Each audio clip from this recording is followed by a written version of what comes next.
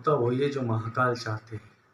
उनके मंशा के खिलाफ या उनके किसी भी प्रकार के दिव्यता के खिलाफ कोई भी घटना घटती है, तो उसका आप देखेंगे तत्परता से दंड भी मिलता है।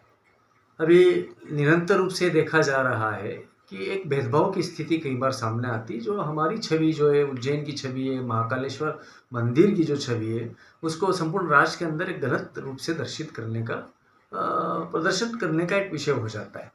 देखिए, वहाँ पर यदि किसी को गर्भगृह में नहीं जाने देना है तो नहीं जाने देना चाहिए, और यदि जाने दिया जाता है, जिसका मैं हमेशा से पक्ष रखता रहा हूँ कि गर्भगृह में भी दर्शन संभव है, इसमें कोई शक नहीं कि प्रेशर ऑफ पॉपुलेशन बड़ा है, लोगों का आना जाना बड़ा है, किंतु इससे पहले 4 घंटे के लिए गर्भगृह को खोला गया था, 6 घंटे के लिए खोला जा सकता है या जैसा भी जमे। तो उसके अंदर ये होगा कि आपको सामान्य जनों को महाकाल और उनके भक्तों के बीच में जो दूरी है वो कम करने में मदद मिलेगी।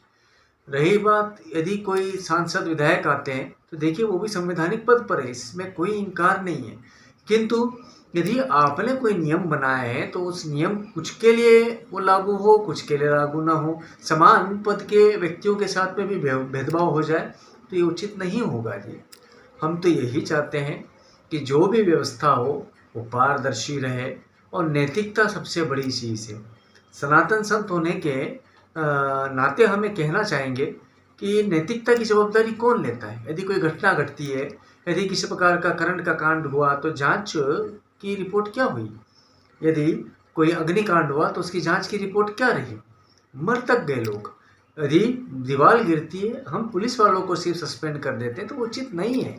आप समझिए, इसकी वास्तविक जवाबदारी सुनिश्चित करनी होगी, अन्यथा उच्च पदासीन व्यक्तित्व को नैतिक रूप से जवाबदारी लेनी चाहिए। एक अच्छा उदाहरण हम लोग सेट कर पाएंगे। क्या नियम सबके लिए अलग अलग होना चाहिए? सांसद विधायक आते हैं उनके लिए, साधु संतों के लिए अलग और आम जनता के लिए अलग? देखिए, इस देश के अंदर कैटेगरीज बनी हुई हैं, मंदिरों के अंदर भी इस प्रकार की श्रेणियां हैं। हम जितने भी साधु संत, महामंडलेश्वर, महंत, थानापति है, हम सब का, चूँकि हम उस क्षेत्र के आराधक हैं, हम शिव अखाड़े के जैसे हम लोग हैं, तो हम लोगों की जो एंट्री है उसको उन्होंने हमेशा से स्वीकारा है।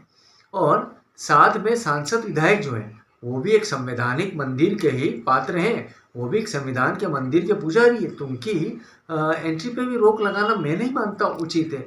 रही बात सामान्य जन की, तो ये स्पष्ट है कि जैसे कोई वीआईपी मूवमेंट होता है तो उन जितने अति विशिष्ट है उनको कहा जाए कि 2-3 दिन पहले सूचित करें।